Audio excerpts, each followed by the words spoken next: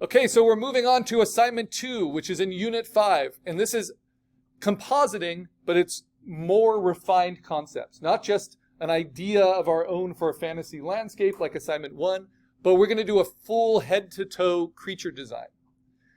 So for that, we need an idea, and then we need a process by which we can make it not just believable, but so that it has an anatomical structure that can later be animated, right? So it's a type of sketching that's called skeletal template sketching or basic shape sketching, right? You do not need to be great at drawing in order to be able to do this well. In fact, being great at drawing will just make it take longer for you. There is a question of the day that goes along with this that we will review. Just be aware, this is the one where you have to read chapter 2. That's our required reading, our only required reading of the semester. All the rest is optional. And this is going to have to do with the rights of using other people's pixels, right? But let's get right to introducing what you're going to be asked to do. To make a fantasy creature, there are no fantasy creatures that exist in the human imagination that don't come from a combination of things that exist in our existence, right? Energy beings, H.R. Geiger aliens that look like cockroaches, right? It's always kind of a mashup of existing concepts. So what you need to sketch, and it can be inspired by things. I'm going to point out how Pokemon can be a really good inspiration. You're going to sketch the idea of what kind of things you want to combine. Whether it's hairnets and eagle talons and rhinoceros beetle horns, whether it's seahorses and hummingbirds, whether it's toads and mushrooms, whatever it might be. So, don't worry too much about making it match your fantasy landscape. It doesn't need to match because we're going to learn how to blend them whether they match or not, right? But you do want it to be a portfolio piece on its own. So you want to do a fantasy creature that's interesting to you. So the first thing is inspiration. Pokemon are great inspiration. There are lots of good creature designs out there. I'll pass this around. It's not the best book, but it gets to it. The idea of the skeletal template sketch, right? So I just have it marked where the griffin is, or the sphinx is, which goes with mythology. So you can take your inspiration from mythology, you can take it from video games, you can take it from fantasy movies, you can take it from your own imaginings, you can take it from Pokemon. Why I point out Pokemon is that they are very good at what's called the silhouette, especially during certain design phases. They kind of fell off in others. So if you squint really hard, like we talked about scaling for our vector emojis, if you squint really hard, you'll see that each one of these creatures is defined by its shadow shape, by its silhouette. That they are always angled in such a way and showing off their anatomy in such a way that even from just that one angle, we know all the parts that matter to them.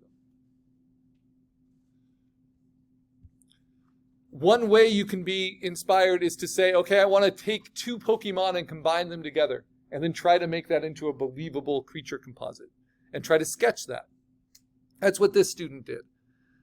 So they were inspired by this Pokemon and this Pokemon's silhouette, and then they looked at a few other Pokemon, and I don't remember exactly. I think there was like a rhinoceros one or a desert one. And then they said, okay, I'm going to sketch it out.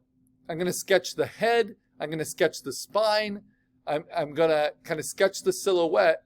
And then I'm going to think, what real world things can I use to find and composite to make these shapes and these textures? So badger hands, crystals, a bear body, all that kind of stuff, a dinosaur tail. And then they went about collecting those things, just like we did for our landscapes. And then they composited it together. And this is saved as a PNG, so it has no background, right? So this is how we sketch. You start with the cranium, the fishbowl of bone that goes around the brain. Even if your fantasy creature is a cockroach-inspired creature, right, which doesn't have a skeleton, it still has a cranium, an idea of where the focal point of the head would be. So you start with that shape. And then, even if it's an invertebrate, like a jellyfish, or a squid, or a cockroach, you can still draw what's called a gesture line that goes from that cranium. That is, in a human being or in a vertebrate creature, the spine. And the curve of that spine. And you'll see it in all the Pokemon. Even these kind of invertebrate Pokemon, right? So you would draw the oval for that head, and then you would draw that curve for this little tadpole's gesture. My favorite is Psyduck. Same thing. You can find that gesture even in that big bulbous body. There's a spine there that's connecting it to the tail.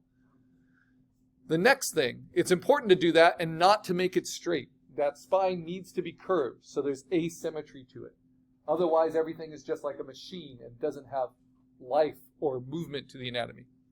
Then you draw the rib cage, or whatever the largest part of the chest would be, just as a circle. Sometimes you extend that spine out through a tail, right? On that rib cage is where you attach your arms. Maybe you don't have arms. Maybe you have wings instead. Maybe you have wings and arms. If you're going to have wings and arms, which does not exist in our reality, but in lots of our fantasy tales, like four-legged dragons with wings, make sure you have a lot of rib cage to support the musculature and the anatomy for wings and arms. Then you go to near the bottom of your spine and you put a pelvis or something that connects the hips. And then if you have back legs, you connect them to those hips. So it's with stick figures. That's what you need. And then you can start thinking, how can I find reference that will fit it? So for instance, I wanted a duck's head, but it's not like I can just find any duck's head. This sketch showed me what angle I want to find the duck's head at, right? And so I built it out of a couple. Or here, I thought maybe tortoise hands. I'm not sure why I thought that was a dumb idea. But I eventually find something else that worked. For the tail, I thought an axolotl. Axolotls were huge, and I didn't know how to spell it. So I tried, even though it's really blurry. On and on and on. And then we're going to learn to rough shape it, to clean it up, to correct it, and then try to get a kind of a workable composite. Again, not perfect. My inspiration this semester is not going to be from Pokemon, because I've been doing this a lot. I've done a lot of Pokemon. Instead, I collect Oaxacan wood sculptures, right? And they're these beautiful wood-carved animals, and I'm going to try to, because of Aesop's fables, there's an Aesop's fable about the dodo, there's an Aesop's fable about the porcupine. It's sad because they did the one about the dodo before the dodo was endangered, right? Or they even knew anything about that. But I'm going to mix these two together into something. And so what am I already doing? I'm starting to think about how I'll sketch that. And that's how I will start next class. If you want to see demos of sketching besides these that I provide for you here, you can always go to our YouTube and just look for, in the playlists, Assignment 2 Adobe. Or if you're doing it in Photopea, you'll want to do the free Assignment 2. That's the freeware version. If you want to sketch digitally or by hand, I recommend you sketch by hand. So, let's see. Assignment 2, freeware. View the full playlist. This will take you through the sketching and then bringing your sketch in.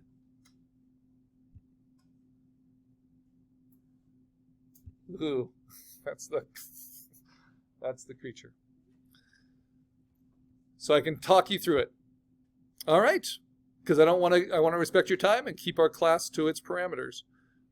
But what I will do at the beginning of next class is show you the digital sketching. But I recommend you just do this by hand, and you're paying attention to the silhouette that shows all the parts of the anatomy.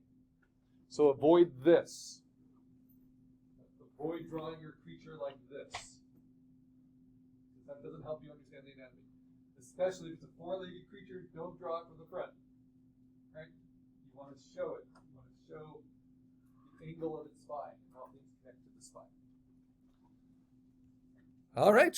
Have fun with that.